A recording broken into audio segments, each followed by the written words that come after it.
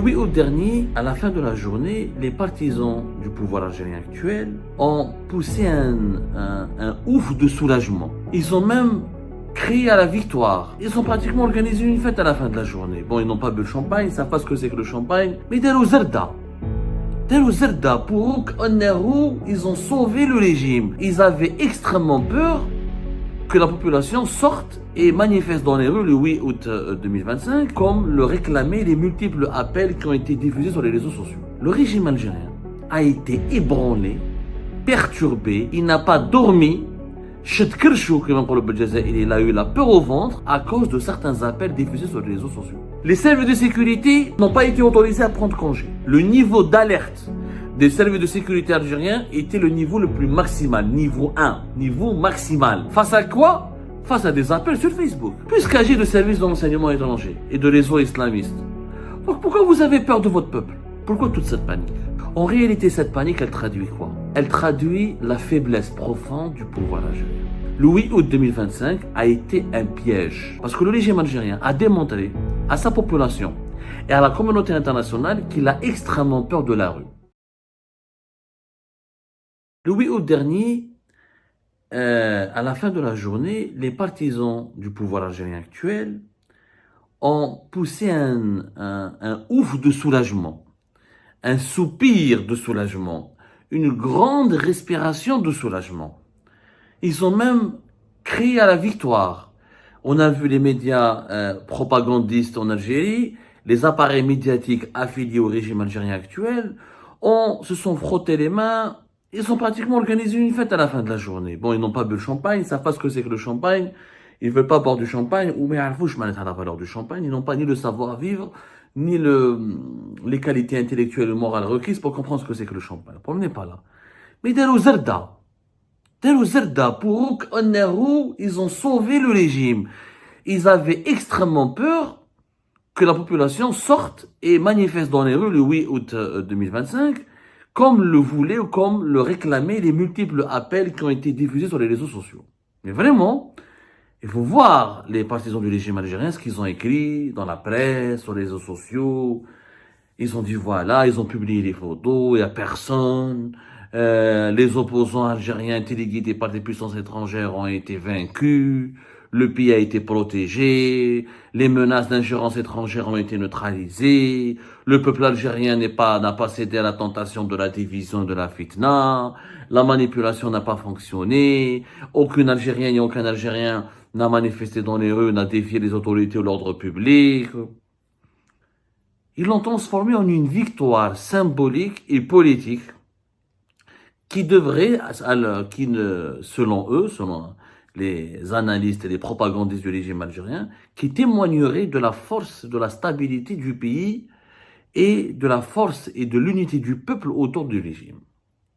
Mais en réalité, si on sort des sentiers battus de cette analyse superficielle, qui n'est même pas une analyse, qui est du délire, et je vais vous expliquer pourquoi c'est du délire, si on se pose de façon raisonnable, et on essaye de réfléchir avec honnêteté, sérénité et lucidité. Qu'est-ce qu'on devrait conclure? Le régime algérien a été ébranlé, perturbé, déstabilisé. Il n'a pas dormi. Il a eu la peur au ventre à cause de certains appels diffusés sur les réseaux sociaux. Les appels aux manifestations du 8 août 2025 ont créé une panique sans précédent au sein du pouvoir.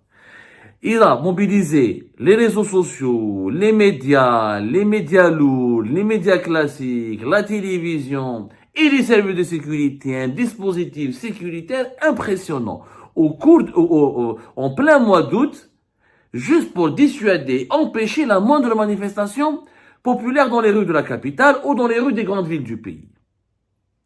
Un régime qui panique face à des appels, uniquement des appels, dont la majorité sont des appels anonymes. Des appels anonymes. Puisqu'avant le 8, je rappelle, dans la nuit du 7, entre le 6 et le 7 août, Plus d'une vingtaine d'arrestations ont été perpétrées, ont été orchestrées, ont eu lieu dans plusieurs wilayas du pays. Les principaux activistes du Hirak ont été arrêtés. Ils ont été soumis à des interrogatoires, à des auditions. Est-ce que vous avez lancé des appels à manifestation? Est-ce que vous allez manifester? Qu'est-ce que vous allez faire le 8 août? C'est quoi votre programme? Signez une décharge dans laquelle vous vous engagez à ne pas sortir, ni brandir une la moindre pancarte, ni participer à la moindre marche le 8 août 2025. Sinon, vous serez poursuivi devant la justice et vous serez emprisonné. Les appels du 8, ils sont restés anonymes. ما كاينش ما على بالناش شكون سقسينا les figures connues du Hirak qui sont à l'étranger, Zaki Hannash, l'ONG Riposte Internationale, nos amis de Al-Ejoudi, les autres, le mouvement Rached, le mouvement, il y a aucun mouvement, il y a aucune entité il y a aucune personnalité qui a revendiqué la paternité des appels du 8, cadeau anonyme. Face à ces appels anonymes, qu'est-ce que le régime algérien a fait? J'ai investigué de mon côté et tout ce que je vous raconte, je l'ai confirmé auprès de plusieurs sources politiques, sécuritaires et diplomatiques. 3 niveaux de sources. Des diplomates, des politiques et des sources sécuritaires. Les services de sécurité n'ont pas été autorisés à prendre congé. Notamment les policiers, les gendarmes, les services secrets, personne n'a pris de congé. Même les cadres et les officiers, que ce soit à la DGSN, à la gendarmerie ou là au sein des services secrets, qui avaient pris des congés, ils ont été rappelés et on leur a demandé d'entrer en urgence pour travailler les 3 jours précédents, le 8 août, afin de se mobiliser sur le terrain et de contrecarrer la menace. C'est devenu une menace. Des manifestations probables du 8 août 2025. Le niveau d'alerte des services de sécurité algériens était le niveau le plus maximal, niveau 1, niveau maximal. Ils étaient, toutes les institutions de l'État algérien étaient en alerte. Les membres des services de sécurité étaient choqués. En plein mois d'août, déjà ils s'étaient fatigués, déjà pour prendre un congé c'est extrêmement compliqué, pas de congé, pas de prime, on leur dit de patienter, on les fait travailler en plein canicule en plein mois d'août, et on leur demande de faire quoi? Infiltrer les mosquées, arrêter, infiltrer, suivre et filer ou faire des filatures et suivre les anciennes figures du Hirak, surveiller les opposants, éplucher les réseaux sociaux, analyser tout ce qui a été dit sur les réseaux sociaux, enquêter, aller dans les quartiers populaires, demander, faire des enquêtes, les renseignements généraux, la DGSI, la DGSN, la gendarmerie, Nesga a été mobilisé. Face à quoi? Face à des appels sur Facebook. Ce ne sont que des appels sur Facebook. C'est même pas des partis, des mouvements, ou des organisations connues qui ont appelé et qui ont dit voilà ce que nous voulons faire, voilà ce que nous avons. Ce sont des appels diffusés sur les réseaux sociaux. Selon les partisans, selon le récit propagandiste, le récit colporté, diffusé par les partisans et les médias et les acteurs médiatiques du régime algérien lui-même, on nous a dit que ces appels proviennent du service de renseignement étranger et de réseaux islamistes. Et on en a parlé, nous, le jour du 8 août 2025, le jour même, on a fait une émission là-dessus. Alors, puisqu'agit de service de renseignement étranger et de réseaux islamistes, donc pourquoi vous avez peur de votre peuple? Si c'était vraiment des services de renseignement étrangers, et si c'était des réseaux islamistes subversifs, qui seraient basés essentiellement à l'étranger, et qui voudraient déstabiliser l'Algérie, dans ce cas-là, le peuple algérien n'est pas en contact avec ces partis-là. Le peuple algérien, puisque vous nous dites, ça fait 5 ans qu'il est content de Abdelmajid Tebboune, et qu'il est uni autour de son État, de son président et autour de son armée. Comment les services étrangers, à travers des simples appels sur Facebook ou des organisations islamistes subversives, auraient pu manipuler le peuple algérien? On parle d'un peuple de 48 millions d'habitants.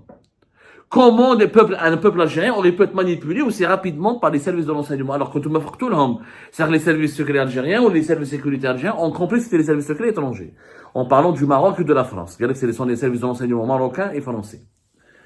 Et donc, puisque c'était qu'un coup de manipulation, pourquoi vous avez mobilisé tous les services de sécurité? Pourquoi il n'y a pas eu de congé? Vous avez épuisé les gens. Vous avez usé vos éléments et vous avez fermé la capitale comme toutes les grandes villes du pays et des dispositifs de sécurité impressionnants ont été mis en place. Pour quelle raison vous avez eu peur? Parce qu'il s'agissait, parce que vous avez douté ou vous avez dit dès le départ ou vous auriez découvert au cours de vos enquêtes qu'il s'agissait d'une manipulation ourdie par les services secrets étrangers ou là par des réseaux islamiques subversifs qui seraient basés à l'étranger. Pourquoi toute cette panique? En réalité, cette panique, elle traduit quoi? Elle traduit la faiblesse profonde du pouvoir algérien. Le 8 août 2025 a été un piège. Les adversaires du régime algérien, qu'ils soient étrangers ou locaux, ont piégé le régime algérien de façon extrêmement machiavélique. Pourquoi? Parce que le régime algérien a démontré à sa population et à la communauté internationale qu'il a extrêmement peur de la rue, qu'il a extrêmement peur de la mobilisation de la rue et du peuple, qu'il craint et qu'il redoute des manifestations populaires, que des manifestations populaires pacifiques auraient pu l'ébranler, le mettre à la genoux. Et c'est pour ça qu'il a tout fait pour les étouffer. Les arrestations préalables, des enquêtes préalables, mobilisation de tous les services de sécurité, état d'alerte maximale, rappel de tous les cadres qui étaient en congé. C'est de la panique. La panique, il s'explique par quoi? Par une faiblesse.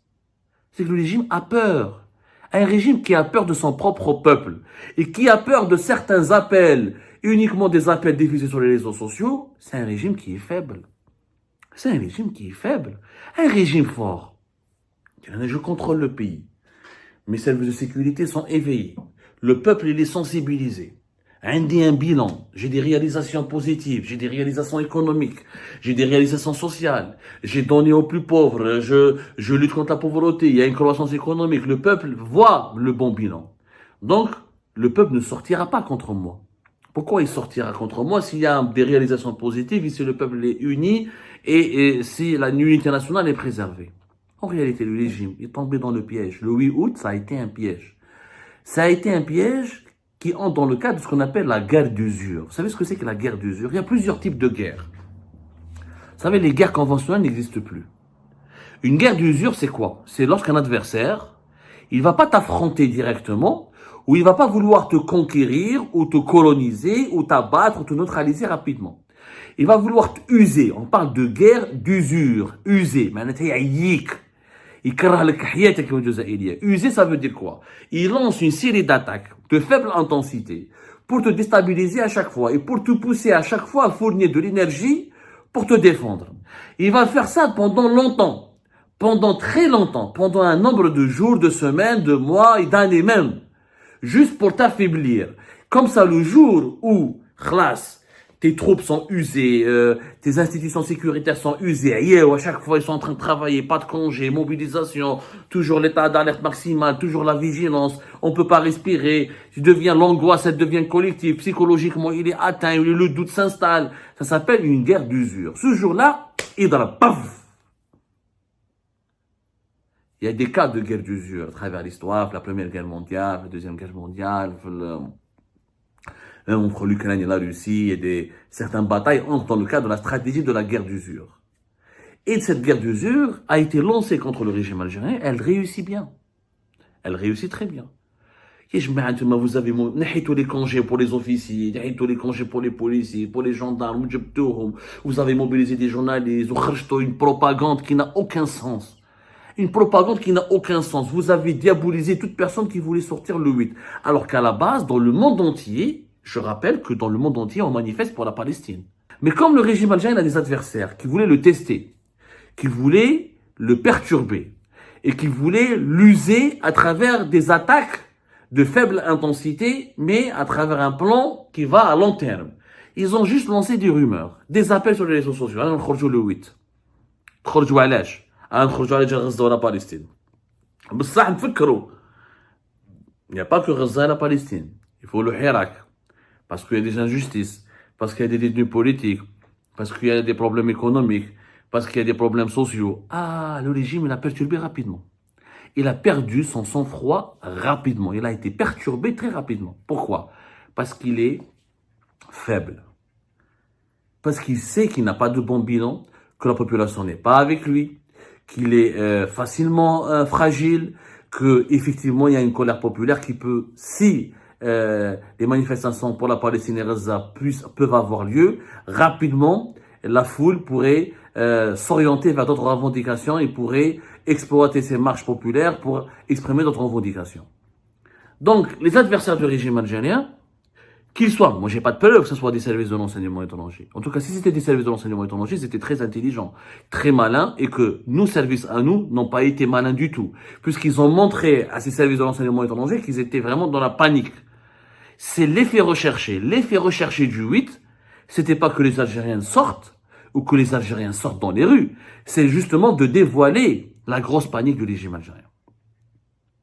C'était ça les appels du 8. Parce que les appels du 8. Ils ont profité du contexte mondial pour la mobilisation de la Palestine et de Gaza. Et les gens ont surfé sur ce contexte pour appeler les Algériens à sortir. Mais ils ne se sont pas identifiés. Pourquoi ils ne sont pas identifiés? Parce qu'ils avaient un but derrière. Si c'était des vrais hiérarchistes, ils se seraient identifiés. Ils ne se sont pas identifiés. C'est resté anonyme. Vous allez me dire, même le 22 février 2019, ils ne se sont pas identifiés. Oui, mais avant le 22 février, il y avait les événements de Renchla, il y avait les événements de Kharata, il y avait le 5e mandat qui était contesté, il y avait une presse libre et indépendante, il y avait quelques signes avant-coureurs et une situation politique tendue. Là, on est au mois d'août, il n'y a plus de Hirak, tous les opposants sont emprisonnés ou sont à l'étranger, soi-disant le régime tient le pays avec une main de fer, il a le contrôle absolu de la situation du pays. Pourquoi craindre le retour du Hirak? Donc ceux et celles qui ont lancé les appels du 8 avaient un but. C'était un plan machiavélique, une guerre d'usure, pour démontrer que le régime algérien, il est faible. Il a malheureusement dévoilé sa faiblesse. Il est tombé dans ce piège. Donc moi, si j'étais un partisan du régime actuel, je n'ai pas de quoi être fier de ce qui s'est passé le 8. Et je ne vais pas raconter n'importe quoi à l'opinion publique et je ne peux pas me réjouir en disant que, le 8, nous avons gagné une grande victoire contre la manipulation et les tentatives de déstabilisation du pays. Au contraire, ça a été une grande défaite face à un plan machiavélique de déstabilisation du pays à travers une guerre d'usure. Et la médiocrité des dirigeants actuels, leur manque d'intelligence, leur manque de bon sens, les a conduits à faire des erreurs qui ont démontré aujourd'hui encore, devant toute la communauté internationale, qu'en Algérie, il y a un régime qui peut être facilement ébranlé par des appels sur les réseaux sociaux et qui a énormément peur de son propre peuple. Et ben voilà, c'est la fin de cette vidéo. Je vous remercie toutes et tous, comme d'habitude, pour avoir suivi la vidéo jusqu'à la fin. N'oubliez pas de nous laisser vos commentaires et vos réactions sur le sujet de cette vidéo et de partager le contenu si ça vous intéresse. Et je tiens toujours à remercier nos abonnés et les personnes qui réagissent de façon régulière sur nos vidéos et qui nous suivent et qui nous laissent des commentaires. Donc merci beaucoup pour votre dynamisme et pour votre sens de partage et de discussion. Donc voilà, sans vous, ce contenu n'a pas vraiment de valeur sans cette communauté qui ne cesse de s'accroître. Donc merci beaucoup et à la prochaine dans une nouvelle vidéo. Au revoir.